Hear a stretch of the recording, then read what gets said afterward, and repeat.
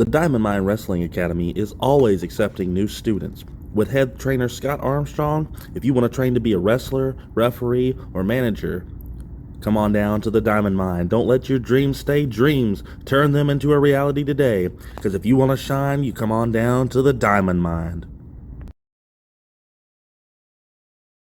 Ladies and gentlemen, we are back from commercial break once again. This is a long episode. Very long episode. Very. But, we were talking about your time in DCW, and actually, with that time, you became the first in something for DCW, the new DCW, the first ever Diamond Destiny Championship. Yeah. Or champion, I should say. Diamond Destiny Champion. Yep. I'm the first ever. I know that Jack Passion is doing a great job with it right now, honestly. Kind of jealous. Wish I'd have come up with that first. But I was the first. And the true story, I should never have been the first. Do you know this story? Okay, so John Taylor was supposed to be the first ever Diamond Destiny champion. He was supposed to be the first ever, but I guess he had other arrangements, or he had to go to work, or something. Happened. He had to call out, and it is a Diamond Destiny tournament, and I think I was already in it to begin with, but it didn't matter. At the end of the day, it came down to me and Hoss Jensen. Ooh. Yeah, and I won the match. It wasn't a great match. I'm not even going to go into how I won it, but I sustained another bad injury. I jolted my knee really, really bad, and I couldn't put pressure on it. Yeah. And Hoss fucking carried me through the last 2 minutes of the match and still put me over like a champ. Even though this guy is way bigger and he still put me over really good. And to be honest, I was kind of intimidated by him too, because he's huge. Huge, big country boy. Anyways, so I was never supposed to be Diamond Destiny champion. But I guess I was lucky enough, privileged enough to become the first ever Diamond Destiny champion. And it was because John couldn't make it that day. I beat Tony Teleska. At the time, he was a different name. That is how you pronounce his name. Yeah. Tony, I beat you.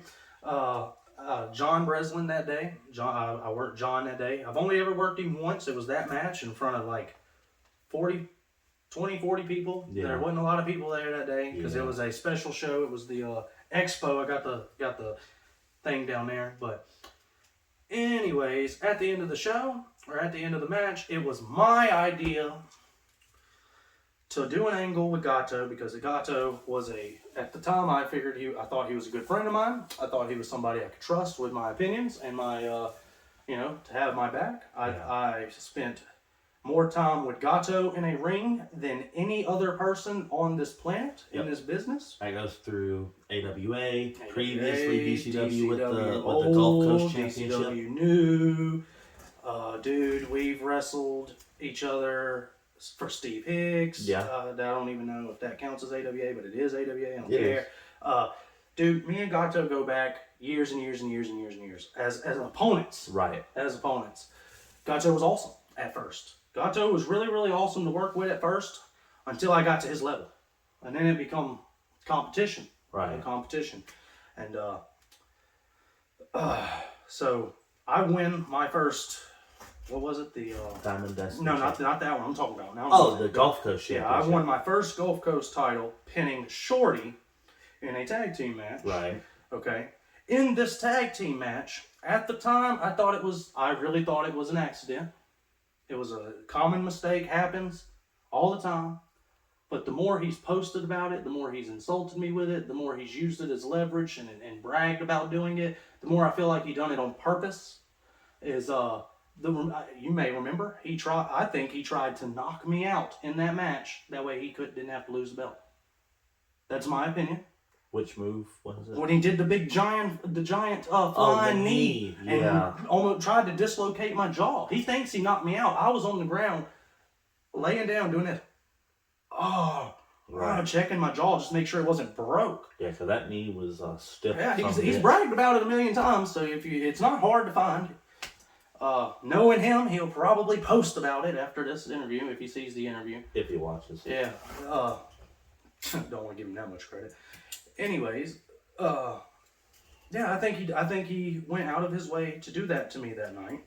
Not only did I win the belt that night, he didn't take the pin. I had to pin Shorty, which was fine. I wanted the cheap heat. That's cool. Right. The very next show, I get there. Now we're in Ocean Springs, the next show, and Andrew has come up to me and has told me that Gato is politicking to win the belt that night. And I've only had it for 2 weeks. Haven't even defended the thing yet. Right. And I already have been told that we're going to do a last man standing match in a couple of weeks. Right. So now I have to put I have to go defend myself again. And I have to go up to Gene privately. And I tell Gene that if Gato's going to win tonight, then there's no reason to do a last man standing match in 2 weeks. Right. Because there's no... Yeah, Babyface has already won it. Yeah. So Gato had to put me over again that night, even though he didn't want to. He was already trying to get the belt back. Right. That night. And then I remember the last man standing because somebody took Legos. Yeah. The last man standing match could not have went better though. Right. See, I commend him for that. It's crazy that you have had some of your best matches with Gato in circumstances. We have a chemistry that is just, when we get in the ring together, I think it's because he has a contempt for me, and I have a little bit of a contempt for him. After all the things that he's put me through, and I'm going to continue to get into this, I think I've earned the right to be to feel some type of way about Gato. Right. Anyways, he eventually wins that belt back, and we wrestled each other for 8 months straight, right. Every 2 weeks for 8 months straight. I think Gato at some point was ribbing everybody like MT2 versus Gato episode 800 or some shit like that. It was funny. It was all funny. But the Diamond Destiny thing. Back to the Diamond Destiny. After I won the Diamond Destiny championship, my plan was to work with Gato. And I wanted Gato to steal the belt from me that night. That was my plan. Right. My plan. Gato steals the belt from me. Mm-hmm. Everything's going good. I still get to take my pictures. I'm not allowed to be seen with the belt because obviously Gato is supposed to have it. Yeah. Gato is. I feel like the whole time he was only going into business for himself, and he was only there to make me look bad. Because the whole time he was there, he tried to get his way and never let me get a say so in any of it. Right. Okay. All right. So let's fast forward just a little bit. We're still in the same angle. Mm-hmm. Still in the same angle. Gato still has my belt. Yeah. I think we have a match. And he takes the belt again. Right. Okay. So I still don't get to be seen with the belt. Didn't even get to do the entrance with the belt. Right. Anyways, we do this arcade brawl. Another great idea that me and Gato and Tommy, I believe Tommy Wet Gin, how you doing? Love you, Tommy. We all came up with this really great idea, and up until the finish of this shoot, everything was going great. Until it was always my idea and always my belief that I was going to be getting the belt back during the arcade brawl. Because why else would I go to where he was at, the arcade, his lair at the time? Why would I go to his place and attack him if I'm not going to get the thing back? Right. So now I'm sorry, Tommy, if you don't like me saying this, but Tommy's basically stood by. We're all three in a group, and there's also Gato's big friend TJ, big dude, big tall dude, usually records most of his matches. Yeah. Nothing against him either, but Tommy basically stands aside and lets Gato pitch this idea where Gato gets to leave with the belt again. And I'm expecting Tommy to have my back. Right. And Tommy's just like, no, man, that's good stuff. That's good stuff. He's like, don't you think that's good stuff? I think it makes more sense if Gato keeps it again. And I'm just like, dude, I'm Diamond Destiny champion, the first ever, and I haven't been seen with the belt. Right. Haven't made an entrance with the belt at all. Okay? And we're building up for this ladder match. Right. Okay? The whole time we're building up for this ladder match, he's on social media calling me fat, complacent, lazy, like you name it. This dude has slandered me with it. Right. Like, and I can pull up posts because I got receipts. You feel, and the whole time he's attacking me, and he's not attacking MT2 the wrestler. Yeah. He's attacking Mike the person. Right. And he asked me why did I block him on Facebook. It's because I got tired of reading this shit. I have a very serious case of depression. I'm very depressive. A lot of times, it don't take much for me to get really depressed. And whenever I open up my Facebook and this is what I see, right. constantly. Right. Okay, so we have the ladder match. That day, I go to shake his hand. He refused to shake my hand. Now I don't feel safe getting in this ladder match with you. Right. So then I have to throw a fucking fit. I have to do what I have to do to get Brent and Tommy to see my way. And I hate that I had to do it, but I had to threaten to not work the match that night. Right.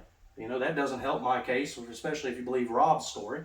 You know, I had to threaten to not work the show that night. And for whatever, there's a lot of moving parts here. But Right. Brent and Tommy come outside and they basically get it to the point where, all right, he's going to come back in, he's going to wrestle, Gato's going to talk to you, come over here, let's figure this shit out, all Right. of us together. And Gato is forced to say he's sorry to me and my wife, okay? Right. In front of Tommy and Brent, he may never admit to this, but he was already forced to apologize to me in front of promoters. Right. Because of the way he treats me. This is real shit. I don't have, but anyways, I didn't feel safe that entire ladder match. There's a spot where I jump off the ladder. I've always wanted to have a big ladder match. Always. My favorite type of match to watch is a ladder match. And the first time I get one, I'm in there with somebody I don't trust to catch me. I don't trust to protect my neck. Right. I don't trust. In fact, most of the beginning of the match, if you go and look at it, he's stiffing the fuck out of me. Right. Most of the beginning of the match. I don't know if he remembers it, but I at some point in the match, I said, all right, now that's enough. You know? Yeah. But anyways, that was basically it. That was the end of that. And Gato, just every chance he gets, he would stomp the passion out of me. Yeah. If he had a chance, if he seen there was an ounce of fire, an ounce of passion in my bones, he would stomp it. He would stomp it out. Yeah. He didn't want me there. He didn't want me around. He don't like me. Okay. But that's pretty much the me and Gato story for more or for less. I know we're running a little low on time here, but Gato also just recently. Let me address this really quickly. Just recently, in the last 2 or 3 weeks, has been. I'm not going to say their name, but there's another wrestler on the indies that feels like Gato is bullying him, and it feels like Andrew is secretly behind it. And I don't have to say his name, but if you're smart enough to look on social media, you can see who it is, because it's not hard to find. And I put my 2 cents into it because I can't stand to see Gato take advantage of people. Right. Just can't. I'm sorry if I'm pulling up my phone right here. I want to be very, very sincere when I read this. You have to see some of these posts that this man has made about me. If you abandon your child, you're a piece of shit. Don't be a coward. Because I was depressed. And because somebody I was talking to must have told him how depressed I was that day. What people don't know is when Gato was doing all that to me, I left my family. I walked down the road and didn't want to come home. I was going to go end it all right there. This day, when Gato's posting all this stuff. Let's go to the next one. Let's move on a little bit. Y'all full-time stay-at-home dads need a testosterone boost. Why do you have to say that to the wrestling business? Are you attacking MT2 the wrestler? Or are you attacking Mike the person? Okay. MT2 in name sucks at politicking against me. That's not what that says in very, very clear black and white. Okay? Just gonna keep going. Andrew, I don't really want to keep giving him time, but Gato said, if you suck at wrestling and refuse to get better, you're not welcome in the locker room. Who the fuck decided to give this man power over any locker room? You're letting the inmates run the asylum. When you make posts, I'm not a part of this. I'm not a part of this locker room. When you make posts about me, you're doing nothing for yourself. Right. Okay? Now, there's another thing with Gato. And that when he said, whenever I just read that, it binged on me. The last show I worked for AWF, AWF. excuse me. Shannon Henderson booked me like 2 months in advance. Mm-hmm. Shannon's a really good friend of mine. Talk to him almost every other day. Shannon he come to me that day and he says, don't go into the locker room by yourself. I feel like the boys are going to do something. Right. And I made a mistake. I walked into the building. I was not at the building for more than 5-10 minutes. I was only allowed in the building for 10 minutes on a show that I've been booked on for months. I walked in, I'd shake Liam's hand, give him a big hug, shake Razor's hand, give him a big hug, tell Jamie I love him, sit my family down, my pregnant wife and my daughter down in the bleachers, and then I go shake Shannon's hand, and I'd say, hey man, I'll be right back to talk to you. Let me go set my stuff down. Right. So I go into the locker room, I see this kid I've never met before, his name is Desmond, wears the glasses, has the suspenders, could not, he's reached out to me, could not, he is so polite, by the way, shook his hand, hey, nice to meet you, MT, Desmond, turned the corner, in the middle of shaking Chase Matthews' hands, the hey guy, in the middle of shaking Chase Matthews' hands, and in the middle of shaking his hands, all I hear is, hey motherfucker, hey fuck you, all that shit, hey fuck you, yeah, I'm gonna fuck you up, and I'm just like, who is this guy talking to? Right. So I look up, and Gato is just, eyes locked onto me, cursing me out from across the locker room in front of a lot of guys that should have had my back. Should have said, hey, this ain't cool. Actually, let me take that back. They shouldn't have had my back. They should have just said, nah, cut that out. Right. Because, some of these guys are supposed to be locker room leaders, and one of the guys that was standing right next to Gato. Yeah, keep talking. Sorry. No, standing right next to Gato is going to go places. Right. He really is. He's going to go places. But all those guys that stood there and let him curse me like that, and he did much worse. He threatened to hit me, and the whole time I'm frozen, like fight or flight, man. Fight or flight. Yeah. And I'm frozen solid, my back against the wall, essentially, looking at Shorty, Gato, Brilliant Ink member, another guy, Chase laying down, and nobody's stopping him from doing this to me. Right. And then he has the nerve to say, I'm like, what is your problem? And he goes, something about Applebee's, something about a comment I made. And I'm like, dude, you're doing all this over a fucking joke. Yeah.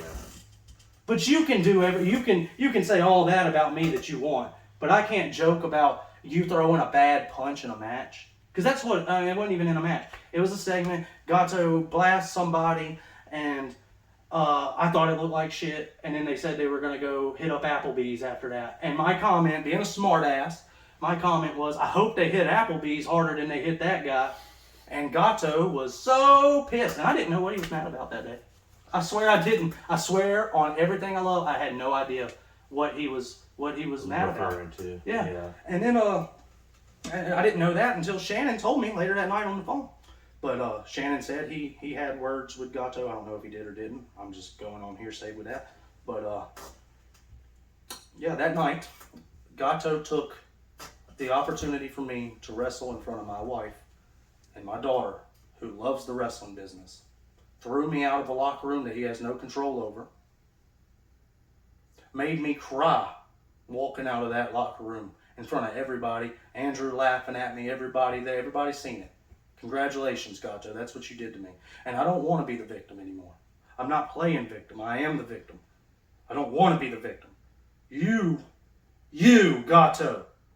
Andrew aside, there's some shit I know he's responsible for, but you, Gato, are the reason that I don't want to be a part of the wrestling business anymore. It's just you, man. It's just you. You are a bully. And I mean that. And I might forget, but I will never forgive you for taking that opportunity away from my daughter. From taking that opportunity away from my family. I really have nothing else to say to him. Stop bullying folks. You're a booker now. He's a booker now. But he gets to say whatever he wants to say. Right.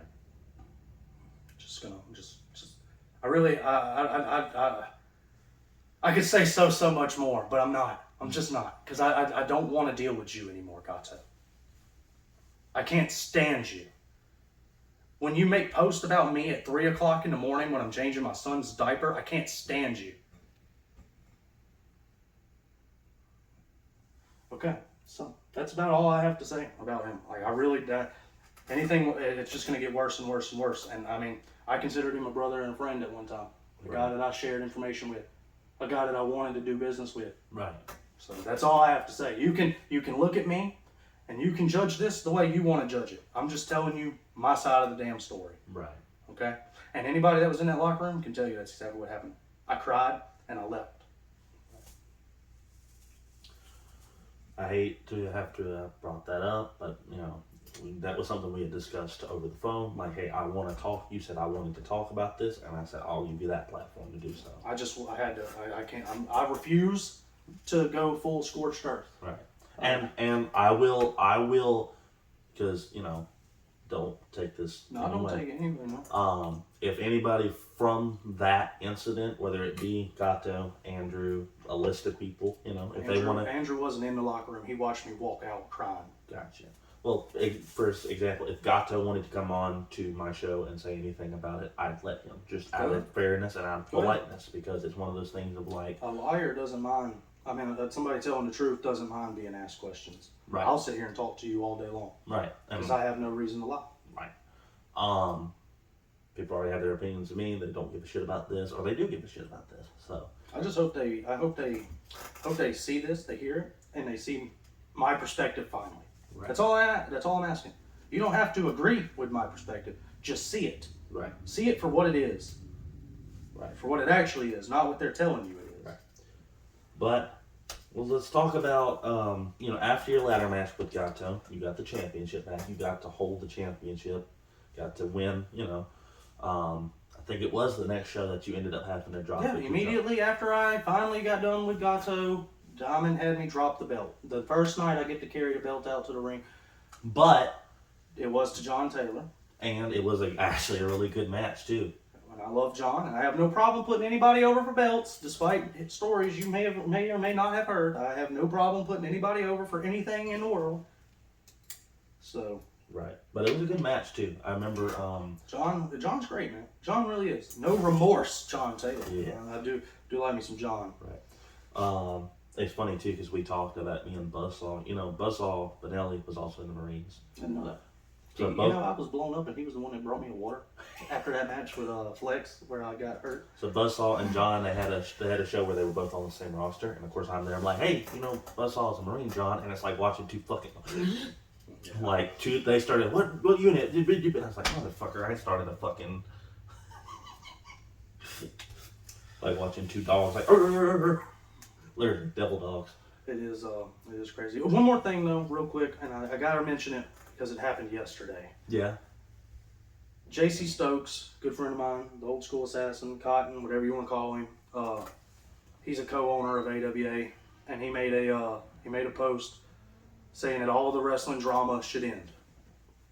And I love that post. You can go look at it now. I've got a heart reaction on it. I love the way he worded it. I love the way he said it. But I had a comment on there, and my comment was basically, I love your comment, but you can't seriously sit here and preach this while enabling the people that are causing all the trauma. Right. And within like 2 minutes of me posting it, JC went and erased it. So the way I feel about AWA is they would rather enable the people who are starting the shit than actually hold them accountable. Okay. But that's it on that part. Then I only wanted to mention that because it happened yesterday. Right. We'll hit the 3 topics or 4 actually. We got to wrap it up fast, man. My daughter's about to get off the school bus in 10 minutes. So. You've been trying to choose your dates, tried walking away from wrestling a little bit. Mm-hmm. You've been putting your family first before wrestling, which I think is an admirable thing, of course. Mm-hmm.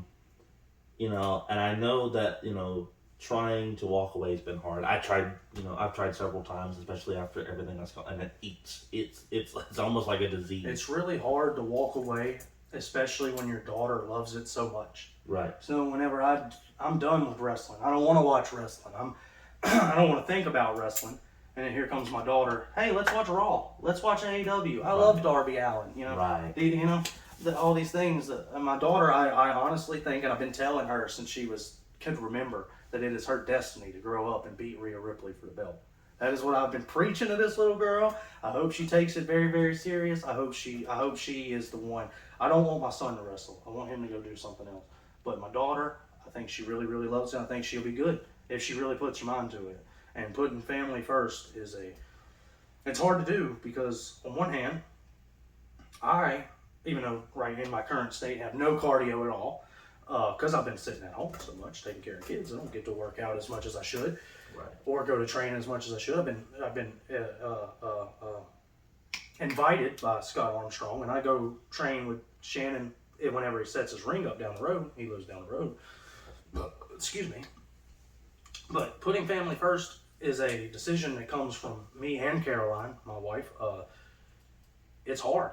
I want to wrestle. I want to go out there and do this. Right. I'm 28 years old with 10 years in the wrestling business. Right. That's a lot of years to be at 28 years old. I feel like I got a ton of experience for somebody that's 28 And you years still old. got a lot left in the I tank, do. too. I do. And I feel like I don't feel like I'm having to. I have to put family first. Right.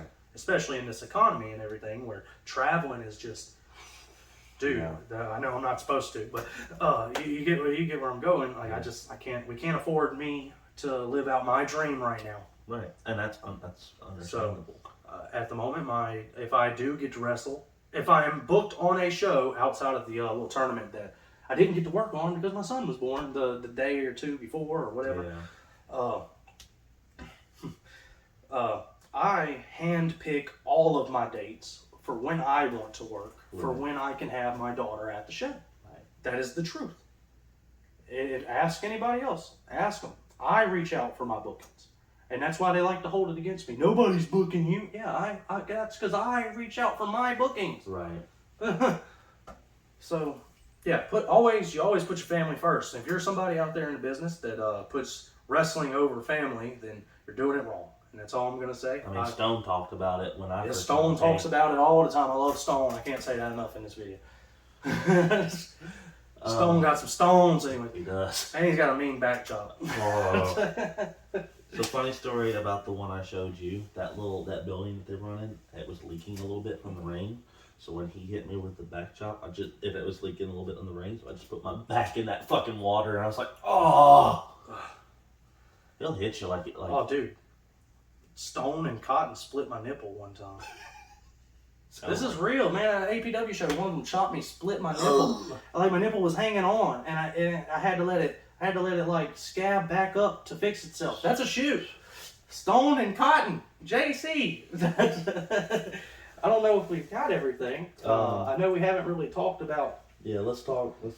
The passing of all of my mentors, the people that were actually mentors, Right. essentially. Well, Teachers, trainers, mentors, people who have given me millions and millions and millions of opportunities, and I've done good and bad with them both. I'm sorry. you're good. Gonna keep talking because I believe the first one to have passed was Mountain Man. yep, it was Mountain Man and Kelly, Yeah. and still to this day I miss Mountain Man, and I wish I could go and do just one or two more, well, just one. I would just take one more car ride with Mountain Man, just shooting shit. One more conversation. Yeah, with picking him. on me for eating chips. Right.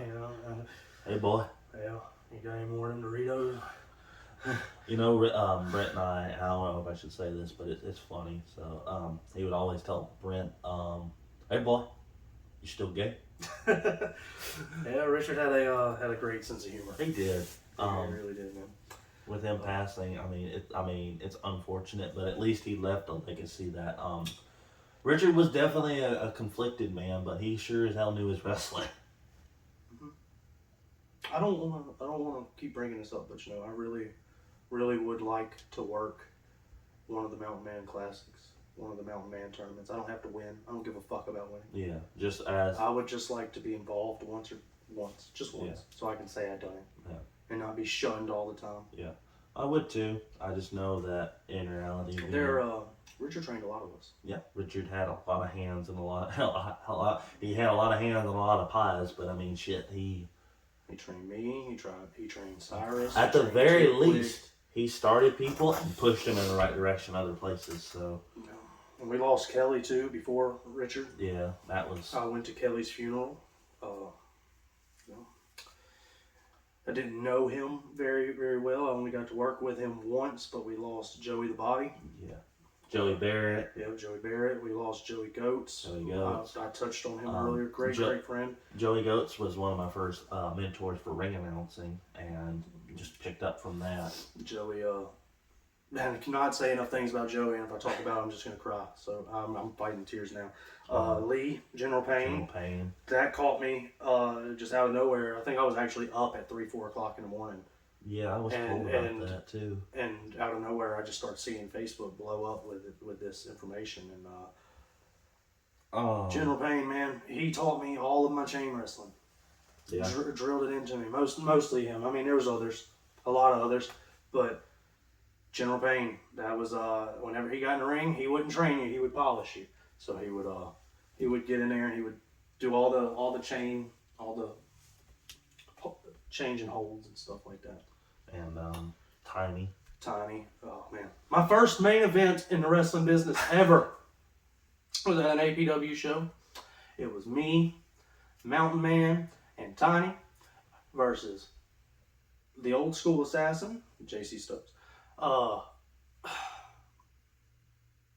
Justin Stone. Yeah. And Jamie Powell. Yep, and Eddie G was their manager. Oh, and you can find this video on my YouTube somewhere. Because I'm very, very, very green. And at one point in the match, I just punched Jamie in the face. And he bumped too. It was beautiful. But that's not the story I'm trying to tell. I'm trying to talk about Tiny. But Tiny gave me so many opportunities. Even whenever guys looked down on APW, he would say, "Come on back, guys." Yeah. He really would. And I was happy to get to work the Tiny Tribute. I didn't get to work the last one because my son had just been born a couple of days before. But I was booked on that show, reached out, and I want to be, publicly saying this, I want to be on all the Tiny Tributes. Right. I want to be on as many Mountain Man Classics as I'm allowed or welcomed on. Yeah.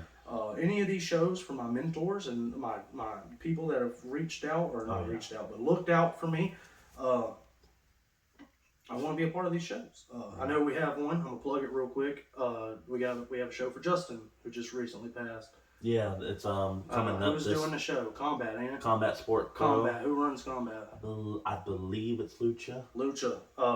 I'm probably not going to be out there for that show, but man, that night I was talking to Justin the night before he passed, before he got in the car and left that night. Yeah. I happened to be on that one show for Tommy, long enough to say, "Hey brother, how you been doing?" He's like, "Yeah, how you doing? You looking good." I said, "Yeah, I've been trying to avoid the Doritos," and we both laughed, and he got my information and he went on about his day, man. And that was about as much as our interaction went. But Justin had talked to me about his son, and had talked to me about just my daughter at the time. You know, so I mean, we've had some personal conversations, more than what a lot of the guys. But Lucha, thank you for doing the show for him. I know I won't be able to be on it, but in the future, if you ever do another one, I'd be grateful and very humbled to just be used one time.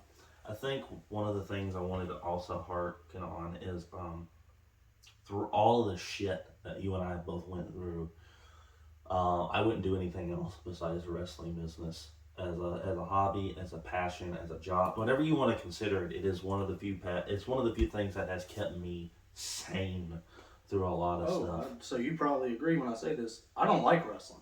I love wrestling.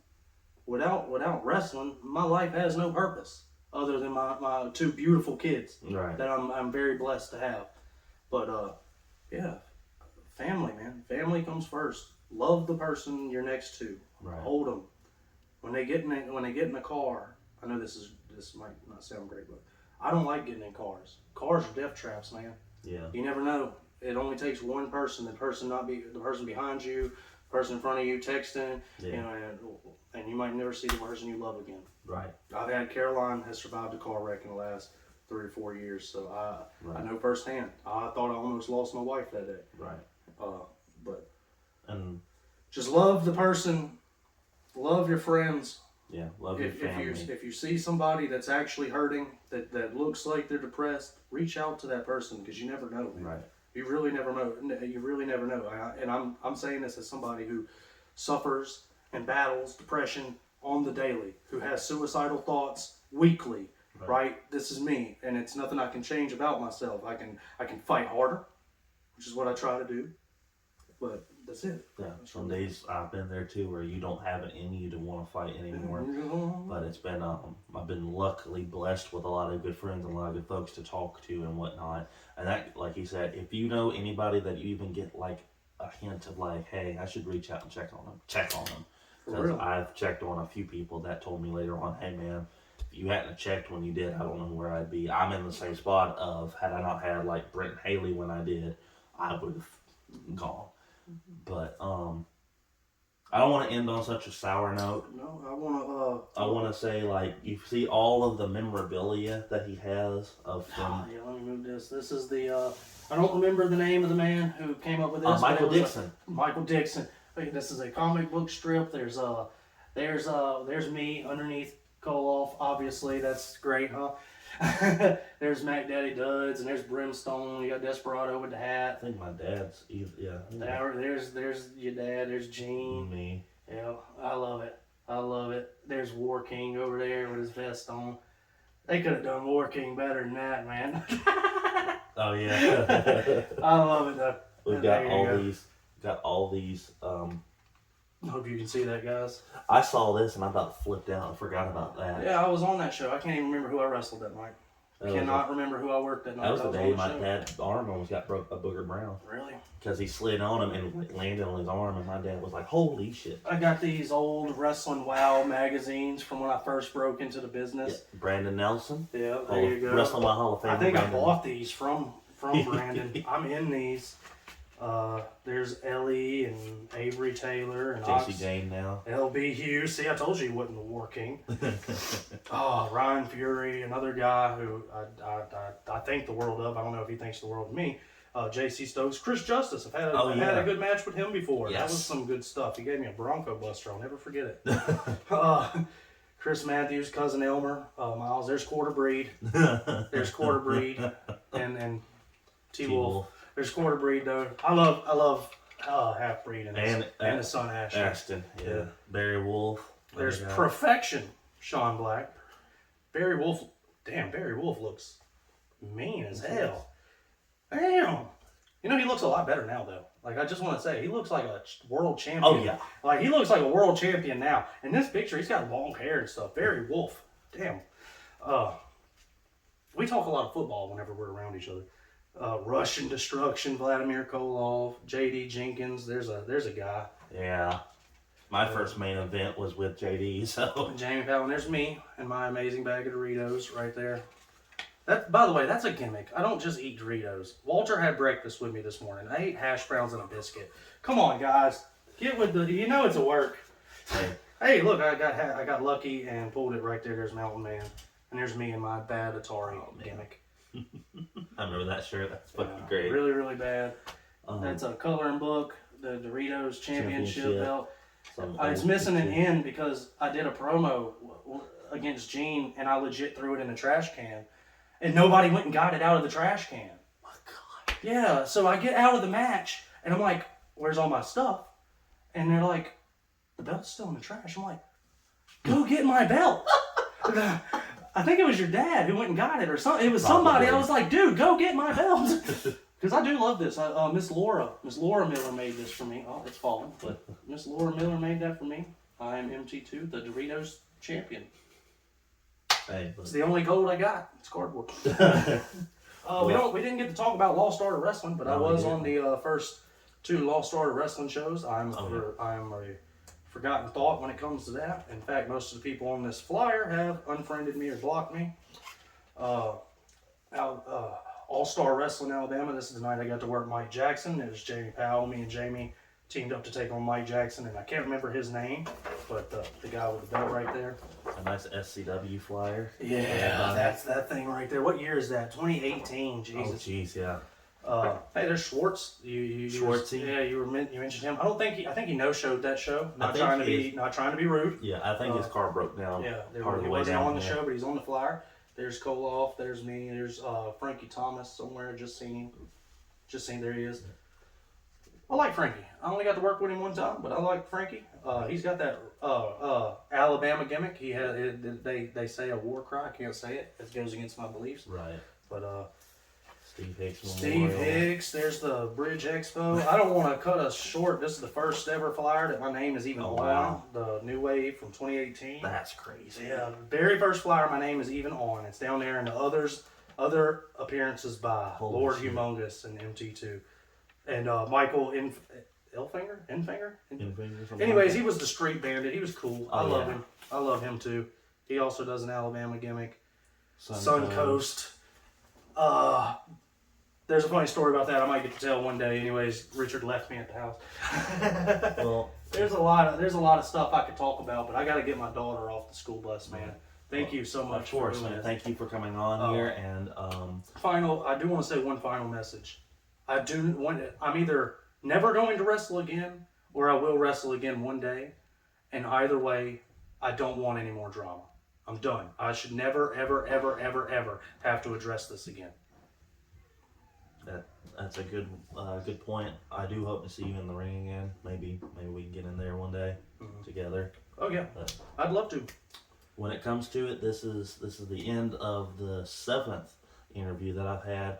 Once again, thank you, MT2, for being on here. It's a long video, but it might be 2 pieces. It might not be. We'll find out whenever it gets uploaded. Huh? Right.